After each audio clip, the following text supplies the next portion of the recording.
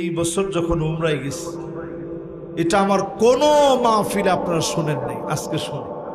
আমি যে আল্লাহর কত নগণ্য একজন গোলাম।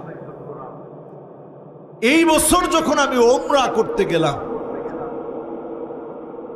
ঠিক উমরা করতে গিয়ে অনেক দিন পরে কাবাটাকে সামনে থেকে দেখছি। মাঝখানে গেছিলাম, তখন আর কাবাকে স্পর্শ করা যেত না। অনেক দিন পরে স্পর্শ করার সুযোগ দিস।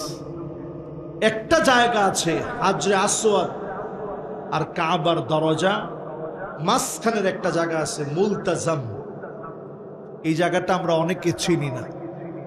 এই জায়গাটাতে রাসূল বুকটাকে লাগায় দিয়া ফুপা ফুপা আল্লাহর কাছে কাঁদতেন। বলেন আল্লাহু আকবার। এবছরের ঘটনা, আমি গেছি, একটু গিয়া বুকটা লাগাবো, এমনি